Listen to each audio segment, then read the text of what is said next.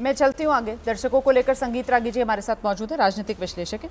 संगीत रागी जी आइए, जिस बात का जिक्र अभी यहाँ इस चर्चा में किया गया है असीम वकार की तरफ से, उन्होंने कहा कि साहब ये जबरदस्ती मतलब एक तरीके से मुसलमानों को टारगेट करने के लिए, वो कह रहे हैं कि सुनील सूद नाम लिए उन्होंने कि वो अलनूर रख सकते हैं, इसके अलावा सतीश सब्बरवाल का उन्होंने नाम लिया और वो कह रहे हैं कि वो अल कबीर रख सकते हैं, लेकिन वो कह रहे हैं कि मुसलमान जो है वो इस तरीके का कोई नाम नहीं रख सकता है। सवाल ये है सर कि ब्रांड का नाम तो कुछ भी हो सकता है ना, मतलब जो खाद्य सुरक्षा कानून है वो भी ये कहता है कि मालिक का नाम लिखना होगा। अब कंपनी तो अपना कोई भी नाम रख सकती है ना, बाकी मालिक का नाम ठीक है, वहां पता होना चाहिए कौन है मालिक।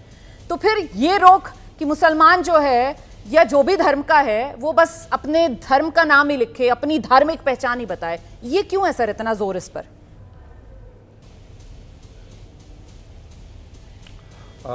मैं इसका कारण बताता हूँ जी। देखिए, इस देश में एक हलाल इकोनॉमी चलती है और हलाल इकोनॉमी के अंदर दुपट्टा भी हलाल है, लिपस्टिक भी हलाल है, कलर जो कियारने वाला रंग बिकता है वो भी हलाल बेचा जाना चाहिए। और ये मुसलमान जितने व्यापारी हैं, पहले तो हम लोग जानते थे कि बकरा हलाल है या मटन या मीट तक ही ये सब चलता है, लेकिन आज में एक बहुत बड़ा एक हलाल इकोनॉमी डेवलप किया है।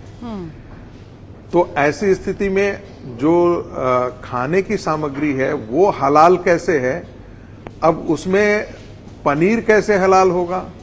तो उसके लिए रिचुअल किया जाता है, वो कुरान की आयतें पढ़ करके की जाती हैं। और ये सर ऐसा अब कभी सुना नहीं है स्थिति में सर, ऐसा कभी सुना नहीं है। को कहे ये सर ज्यादा हो गया, मतलब नगर जी भी हंस रहे हैं इस पर। सर कभी सुना नहीं है सर पनीर हलाल, मतलब ये नहीं सुना सर कभी।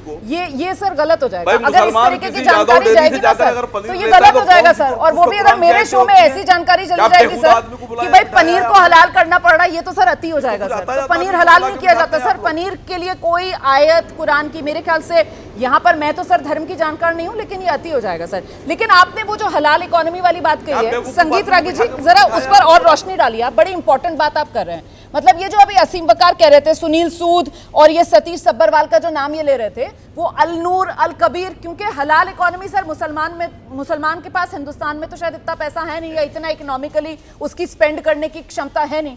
तो ये जो हमारे बिजनेसमैन है, क्योंकि दुनिया के अंदर सर हलाल इकोनॉमी एक बड़ा बाजार है, तो ये दुनिया में पैसा कमाने के लिए ये सुनील सूद और सतीश सब्बरवाल जैसे लोग जो हैं वो हलाल इकोनॉमी की वजह से ये अलनूर और अल कबीर रखते हैं। सर बड़ी इंपॉर्टेंट बात आप बता रहे हैं, बताइए प्लीज संगीत जी। ज्ञान की सीमा होती है, अज्ञानता की कोई सीमा नहीं होती है। ओके। तो यदि आपको जानकारी नहीं है, इसका मतलब ये हंसने की आवश्यकता नहीं है, ठीक है? इस देश में हलाल अपार्टमेंट का नाम सुना है आपने? मक्का की तरफ मुंह किए हुए हलाल अपार्टमेंट भी चलते हैं। इस देश में हलाल हॉस्पिटल का नाम सुना है आपने? यदि आपको जानकारी नहीं है तो जानकारी पहले कर लीजिए, तब आप टिप्पणी किया कीजिएगा इस प्रकार की। दूसरी बात, हलाल लिपस्टिक आपने सुना है, जो आप लिपस्टिक लगाती हैं? हलाल दुपट्टा आपने सुना है? हलाल सलवार आपने सुना है? हलाल गारमेंट्स आपने सुना है? जो हलाल गारमेंट्स क्या होता है, उसमें इस्लामिक रिचुअल्स रिसाइट किए जाते हैं। जब आपको पता नहीं है तो इस प्रकार की या तो आप टिप्पणी मत किया करें, नहीं तो ध्यान से पहले सुन ले जाओ जितने आदमी मतलब आदमी मैंने बोल रहा कहा है, क्योंकि मुझे लगता है कि आप भी मैं जानता हूं इसलिए मैं कह रहा हूं। नहीं संगीत रागी जी सुनिए ना प्लीज, एक मिनट रुकिए। आपने ज्ञान और अज्ञानता का अकल नहीं है, बढ़िया पढ़ा, आपको जानकारी नहीं है सर प्लीज अपनी भाषा जरा संभल कर रखिए सर। अकल नहीं है, ज्ञान और अज्ञानता फिर भी बेतुकी थोड़ा लिमिट। नहीं आपको भाषा भी आपको ज्ञानता, जब आपको जानकारी नहीं है थोड़ा लिमिट में सर, थोड़ा आपको हलाल की बात किसमें कितनी अकल है संगीत रागी जी, हाथ जोड़कर आपसे निवेदन है जानकारी नहीं है, कितनी किसमें अकल है सर, इसका आकलन आप मत कीजिए प्लीज। मैं जानती हूँ आप प्रोफेसर तो फिर हैं, सुनिए पहले प्लीज सर, यहाँ पर कोई टेस्ट नहीं दे रहा है अपना, और अकल पर मत आइए सर, क्योंकि आपसे भी पलट कर ये पूछा जा सकता है कि आप भी इस्लामिक स्कॉलर नहीं है सर। आप जो बातें यहां पर कर रहे हैं, आपके सामने भी अगर 4 इस्लामिक स्कॉलर आ जाएंगे सर और वो आपसे सवाल जवाब कर लेंगे तो आप भी घिर सकते हैं सर। तो यहां पर ज्ञान और अज्ञानता जो है सर, उसमें वाकई में कहीं किसी का सीमा नहीं है, ना ज्ञान की सीमा है ना अज्ञानता की सीमा है। इस बात से मैं पूरी तरीके से आपके साथ सहमत हूं सर। लेकिन सर किसमें कितनी अकल है, इसका सर्टिफिकेट यहां एबीपी न्यूज पर बैठकर कम से कम मुझे तो मत दीजिए संगीत रागी जी। इसीलिए मैंने आपसे सवाल पूछा था कि आप यहां जो फलसफा आगे बढ़ा रहे हैं उसी से जुड़ा हुआ सवाल था। हलाल इकोनॉमी, ये अल नूर और अल कबीर, ये उसी हलाल इकोनॉमी की वजह से नाम रखे गए हैं।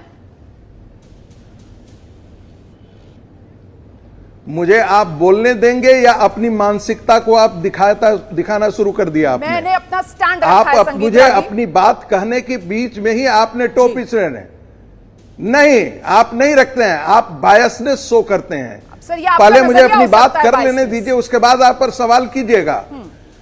मैंने बोला जब आपकी जानकारी नहीं है तो फिर आपने टिप्पणी आपको सुनना चाहिए था पहले, या आप पूछते हमसे। तो ये ज्यादा हो गया कम हो गया, ये करने का बेतुका सवाल करने का क्या है? आप एंकर हो गए बैठ गए हैं तो इसका मतलब आप कुछ भी वहां से टिप्पणी कर दें। नहीं, आगे सुनिए, इतनी मेरी जानकारी है सर और अपनी जानकारी के आधार पर मैंने कहा है, सुन लीजिए, मैं पूरी गारंटी के साथ इतनी जानकारी के साथ कह रही हूं सर कि पनीर हलाल इस्लाम की आयतें पढ़कर ऐसा कोई प्रावधान नहीं है सर। ये मैं पूरी जानकारी के साथ कह रही हूं सर, पूरी जिम्मेदारी के साथ मैं कह रही हूं। जानकारी मैंने इसीलिए कहा कि आपको टके भर की जानकारी नहीं है। अब सर मैंने फिर आपसे कहा कि आपको टके भर की जानकारी नहीं है कि कितनी बड़ी हलाल इकोनॉमी है, मैं हलाल कितनी बड़ी हलाल इकोनॉमी है। सुन लीजिए दूसरी बात, टके पर आ गए। आइए सर, आप बताइए सर, बताइए सर। मैंने कहा तो सर आपने सुनना। दूसरी बात, हमें एक यदि कावड़िया यदि जाता है, एक मुसलमान को अपनी पहचान छुपाने की क्या आवश्यकता पड़ती है? क्यों पहचान छुपाना चाहता है भाई? हम हिंदू हैं, हम नहीं चाहते हैं, हम करीम से नहीं खरीदना चाहते हैं, हम हलाल किया हुआ चीज नहीं खरीदना चाहते हैं, हम हलाल फ्रूट नहीं चाहते हैं, हम हलाल कोई भी आइटम नहीं चाहते हैं। तो हमें ये जानने का पूरा अधिकार है कि ये बेच कौन रहा है। क्योंकि उसको तो कह रहा है मदरसा छाप मौलाना कह रहा है कि भाई तुम हलाल करके ही बेचो इसको, चाहे वो शाकाहारी हो या मांसाहारी हो, हलाल दोनों में चलता है। ये जानकारी आप रख लीजिए।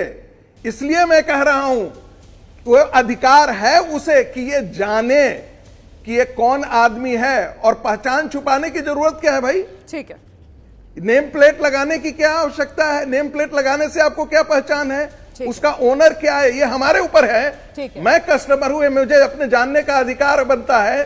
तीसरी बात, मैं ये बहुत गंभीरता से कहता हूं कि सुप्रीम कोर्ट ने जिस तरह से लॉजिक को ले गया कि कल जाकर के कौन गन्ना बेच रहा है, कौन गेहूं बेच रहा है, उसका भी आप नाम बताइए, ये एक वाहियात टिप्पणी थी। वो वाहियात टिप्पणी थी, मैं फिर कह रहा हूं वो वाहियात टिप्पणी थी, वो फजूल टिप्पणी थी, वो टिप्पणी नहीं।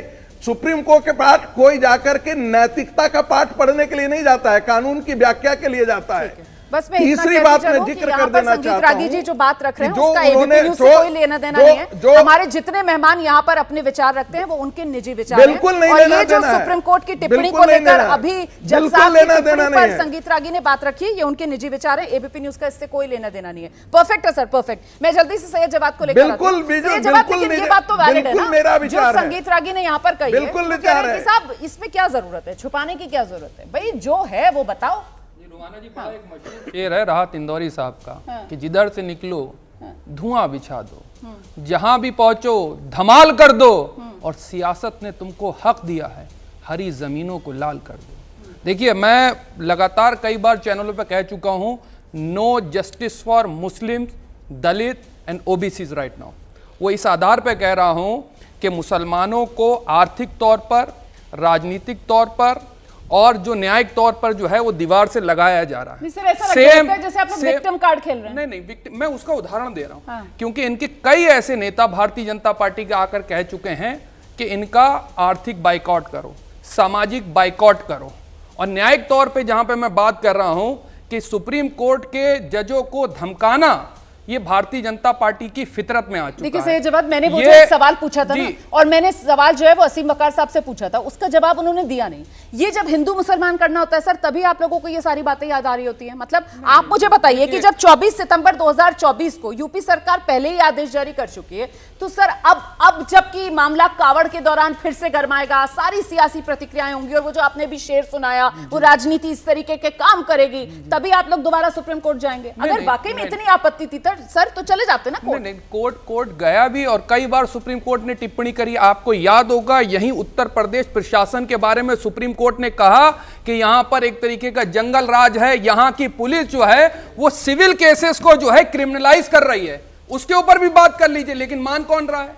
जिस तरीके से उत्तर प्रदेश का शासन और प्रशासन एक हो करके यहां के दलितों को टारगेट कर रहा है, यहां के मुसलमानों को टारगेट कर रहा है, यहां के ओबीसी को टारगेट कर रहा है, उसके परिणाम बहुत ज्यादा चिंताजनक है और सबको चिंता करना चाहिए। कभी चोटी के नाम पे काटेंगे, बांटो, काटो, चाटो और डांटो की जो राजनीति भारतीय जनता पार्टी ने शुरू करी है, उसका परिणाम जो है वो देख रहे हैं कि अगर आप होंगे तो चोटी काटेंगे, मुसलमान होंगे तो उनकी जेब काटेंगे, दलित होंगे तो उनका आरक्षण काटेंगे, और कुछ जो है भारतीय जनता पार्टी के जो चाटुकार लोग हैं, जो चाटुकारिता में हैं, जो चाटने में उस्ताद हैं, उनको जो है वो सम्मानित करेंगे।